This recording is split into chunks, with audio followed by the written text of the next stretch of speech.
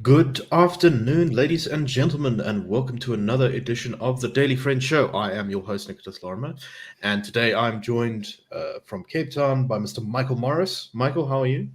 I'm very well, thank you.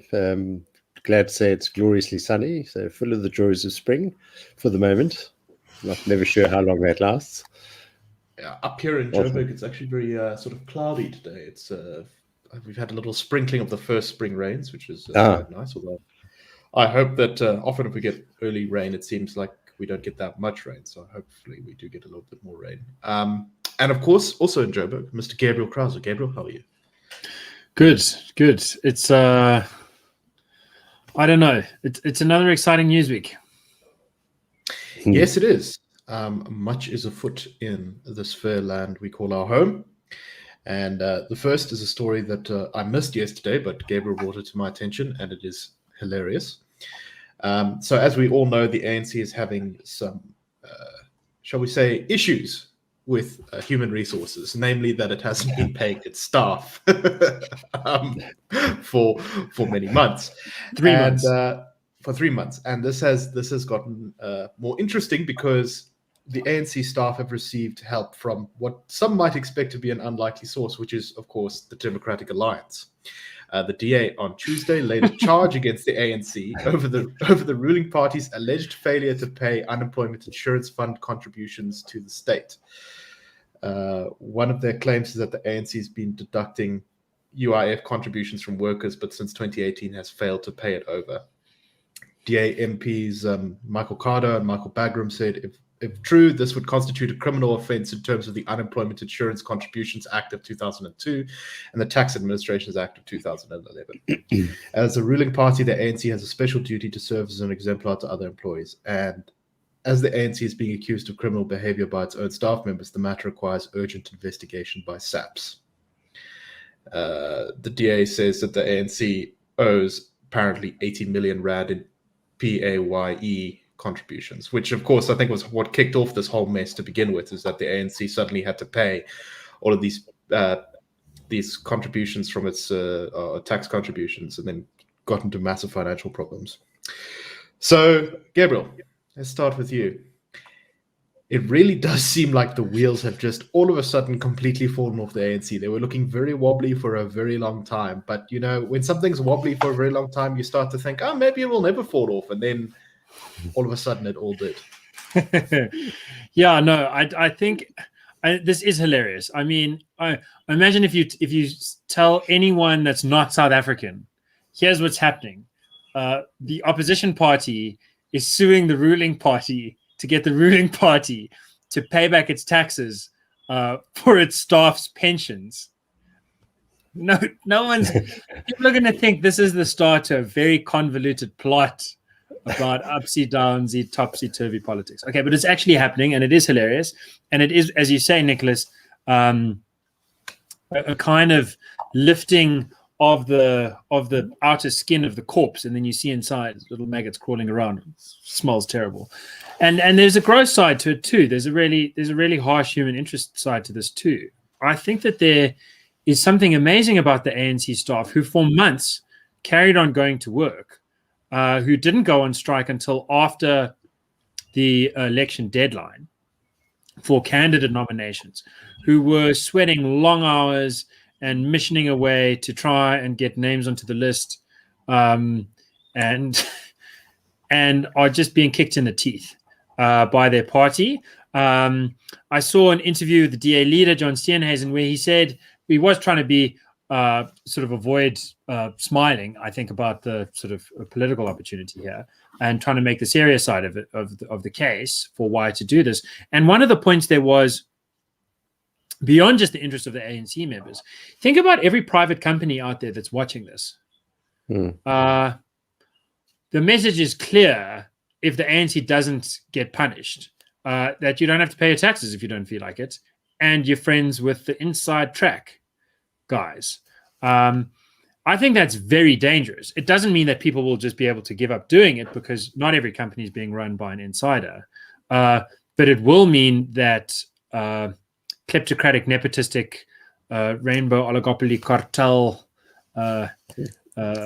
color-coded crony capitalist entities that are very close to the corridors of power will give up on following the rule of law. And some of these laws are good. For example, the law that says, if you withhold part of my salary to put into a pension fund, then you actually have to put it in the pension fund. That's a good law. They're not breaking some kind of technicality here. It's a very good law that you're not allowed to take my money from me to put it in a pension and then put it in your own pocket. That's definitely stealing. And the laws against stealing are definitely good.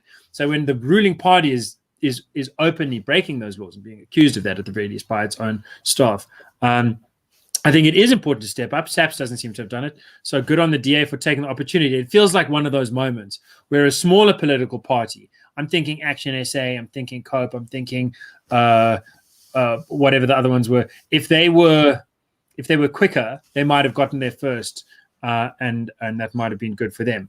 But mostly this is good for the country, and it's good for those staff members. Indeed. I must say, it is. We find ourselves in a very wacky place of late, and unfortunately, there are people being screwed around in a very real way by this. But perhaps maybe the ANC is just trialing the destruction of property rights on its own staff first, before it spreads it to the rest of the country. Communism at home first, and then yeah, it's like the sort of Stalinist program, right? Aren't the ANC still influenced by Stalinists? It makes sense. Michael, your thoughts on this? Many people have made the point that businesses are constantly gone after by COSATU and the ANC for allegedly treating their workers like garbage and not paying them properly and all this sort of thing. And well, it seems like the pot was calling the kettle black, or whatever. Exactly. I know. I think it's exactly right, and everything Gabriel said is right on. When you think that the country is really being held together by relatively small but determinedly hardworking, law-abiding, to use the dreadful word, cadre of people. I mean, it's a very big one. It's the middle classes, the dutiful workers who get to work every morning on time, do their job, pay their taxes, abide by the laws. This is a slap in the face to them, and it's just really shocking. I mean, it's very funny, but it's also, as Gabriel says, it's a serious issue. And so good for the DA to use this strategy to draw attention to it and to demonstrate what it means to hold people to account. One almost feels like, considering all the legal problems the ANC is having these days, that there should be lawyers who train specializing in defending the ANC in court, because they'll never run out of work until the party falls apart. Yeah. So, Gabriel, let me go on to you for the last point on this. So someone is asking here in the comments, if the ANC was suddenly made to cough up all the money, would they be able to afford contesting the upcoming elections? And I guess the sort of broader question here is, we know the elections are now going ahead in October. Do you think this is really badly going to hurt their campaign? I mean, it kind of looks like it, but do you think they'll be able to pull it together at the last minute? Yeah, I mean, so by the way, I think that's another important reason for the DA to go and lay a charge at the Cape Town Central Police Station, is that the temptation must be so great to tell staff members, look, we haven't paid you for 3 months. We'll pay you like a month or two. We're definitely not going to make these UIF contributions. We'll get to that afterwards. Right now, we need to use all the money we can to pay for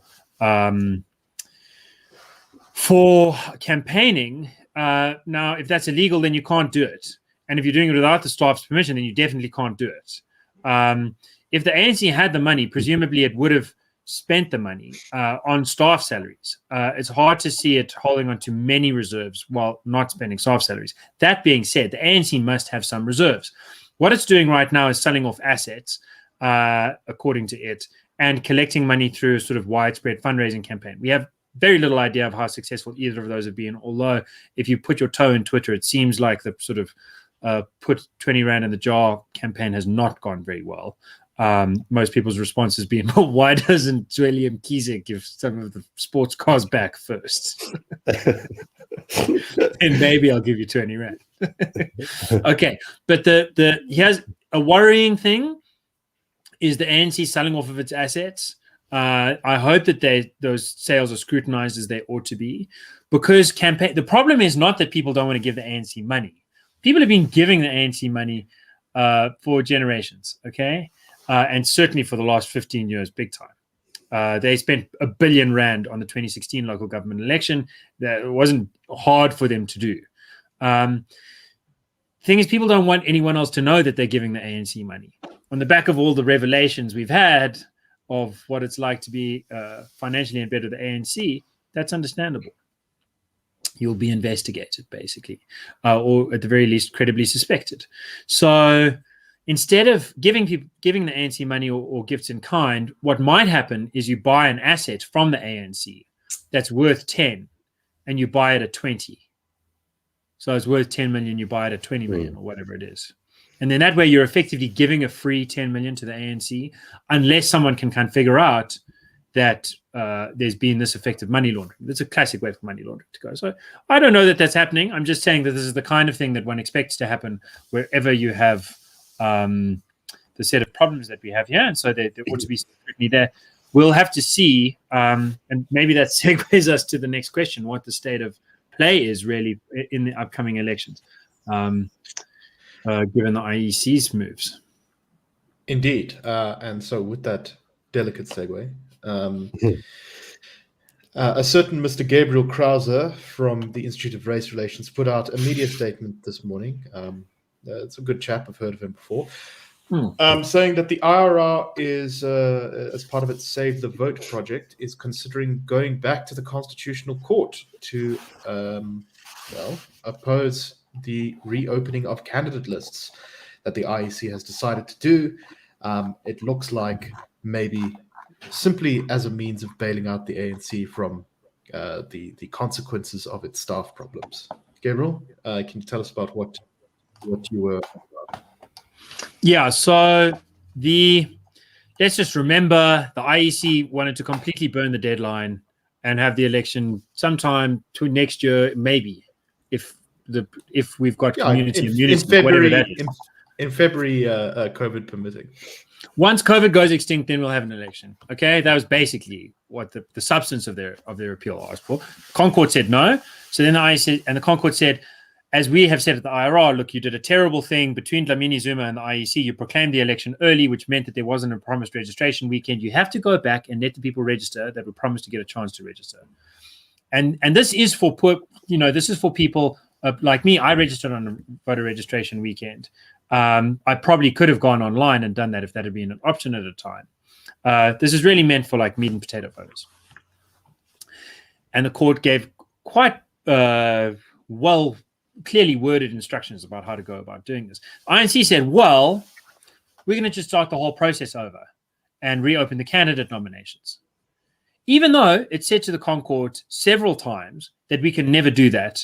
We can't reopen or extend the candidate nominations at all and still have an election before the deadline because it's practically impossible.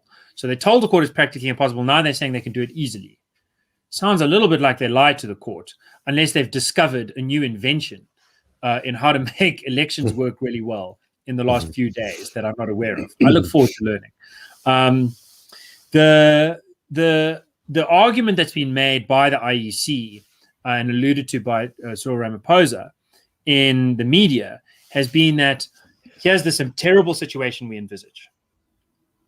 Ramaphosa says Section 19.3 of the Constitution gives an inextricable link between the right to vote and the right to run for office. You have the right to do both if you're a citizen. But now he says the problem is the court is opening up the right to register to vote, but keeping the right to get yourself on the candidate list closed. So the court is breaking the link. The court can't be breaking the link. Therefore, if you open the one, you must open both. Okay, that's the argument. That's definitely not what the court orders. The court was given the option. It was asked, can you extend the deadline by the EFF? They said, no extending the deadline on the candidates. Just reopen the one. So if the court says it's fine, why should it not be fine? Well, this is what we're told. Imagine someone turned 18 on the 24th of August. Okay. So now they can register to vote on the 18th and 19th of September, but they can't be on the candidate list because that closed on the 23rd of August. So there's going to be someone out there who has a right to vote and who can even vote, but who doesn't have a right to be on the list that he's voting for. Now you're breaking the link. Therefore, if we reopen the voters roll, we have to reopen the candidates list. This is the argument. Now, Nicholas is laughing because it's crazy, but to give you a sense of how crazy it is, it's crazier than I thought. So one point is, by the way, if you're really worried about that, then the IEC could say anywhere that someone has showed up and is 18 years old and wants to be on the list and registers now and like has only turned 18 within this narrow window or whatever, okay, we can make an exception for them. They can be put on the list. So the list stays the same. And if the ANC wants to stuff its 90 missing ballots with 18-year-olds, then we can really see how serious they are and how seriously the people take them. But it's even crazier than that, because as Nicholas told me, and I confirmed this by going onto the IEC's website and by checking out the annexure to the Structures Act, Municipal Structures Act, I think it might have been the Electoral Act, you can register when you're 16. So you can only vote when you're 18, but you can register when you're 16. So if you were like, I want to be on the ballot in October, but I'm only turning 18 in like late August, and that's going to be after, that's going to be like in this danger zone, you could have registered while you were 17. You could have even registered while you were 16 to be on the voters roll, firstly. Secondly, you could have registered in July and August. 20,000 people almost registered online. Now, you can't expect every South African to register online, which is why we had to reopen the voters roll. Some South Africans don't have transport money. Some South Africans don't have data money. And like it or not, and I like it, we must stand up for those people's rights to vote. That is our duty. That's what it means to be a classical liberal, amongst other things. But it's a completely different story pleading poverty to be a candidate on a voters roll, on a candidates list. There, the law already says you have to pay a few $1,000 to be on the list. There's no pleading poverty for that. You can't spend 2,500 Rand to be on the list and then say, I don't have 5 Rand to put data to go and like scan in my ID card. Or I don't have 12 Rand to catch a taxi to go to the municipal office to go and register myself there. And you can't say that I'm not informed, that I didn't know, which is the other excuse that you can apply to ordinary South Africans. Because if you're trying to be a candidate, then you must be so involved in the process that you do know that you had these options. So the IEC's thing is, it's ridiculous on the legal issues, which I haven't gotten into. It's ridiculous on the practicalities. It's going out there and saying, we are going to burn the whole process that we've had so far so that some imaginary 18-year-old, whose name we can't even tell you, we don't even have an example of this 18-year-old, just some figment of an 18-year-old gets a chance to be on a candidate list. And I have asked quite a few councillors, the number of 18-year-olds that there have ever been on a candidate list is almost impossible to know. But it seems that's in part because it's so very, very low. But for them, for the figments of our own imagination, we're going to start the process de novo. It's crazy. It must be opposed. The DA has already filed papers to oppose. The IRR is in conversation with its legal team, looking to file papers to oppose if it's necessary. The IEC was given until today to respond in court papers, so we'll see what they have to say, and then we'll make that judgment call of whether we're needed to help fight this thing. If it does go through, it will not be fair. Yeah. If the IEC's appeal does go through, it will not be fair. I'm just trying to think if I ever met a councillor who was 18. I think the youngest I've ever heard of was a sort of 20-year-old councillor. But yeah, it's not. It's so ridiculous. And so, in light of that ridiculousness, Michael, I mean, it really feels like the IEC is just kind of grabbing whatever argument it would come up with in 5 minutes, written on a napkin before it faced the cameras, to justify this decision, which kind of leads us to the question: if we can't really trust the IEC when running elections, that's going to have some profound implications, isn't it? Yeah, it is grave, and especially in circumstances where the irony is the ANC's lapses in the preparation for the election and following the very clearly understood route that Gabriel has set out, and which the IEC is now prepared to make room for and to allow the ANC to correct, are in fact as perfect a reflection you could get of the governance lapses which impose so heavily on millions of people in their daily lives. It's really a reflection of exactly the same thing. And this will inescapably reflect very poorly on the independence and integrity of the IEC. And that's a penalty that the country will pay. It's not simply an internal institutional penance that's being at risk here. It's something that all South Africans will be burdened by. So it is a grave issue, and this also it's quite interesting. Just last evening, the Business Live report about Jesse Duarte appearing to backtrack on the ANC's initial assertion that it was technical glitches which were to blame for the party's failure to submit its candidates list, and she appeared to set out a process which showed just ineptitude and doing things too late and not doing things properly. So that really underscores all the points that Gabriel has made. This is not an inexcusable circumstance, and there appear to be no grounds for making this special leeway for the ANC. Definitely. All right, let us move on to our next story, which is about taxis. So anyone who has driven on South Africa's roads, or many people who do not have a car and have to travel around South Africa's roads by public transport, are very familiar, of course, with the taxi industry. And the city of Cape Town has launched a project called, I think, the Blue Dot Project, to try and change the way that taxis interact, perhaps with their customers and with road users in general. And as part of this study, they wanted to kind of work out a baseline for the quality of driving by taxis, the service they were providing for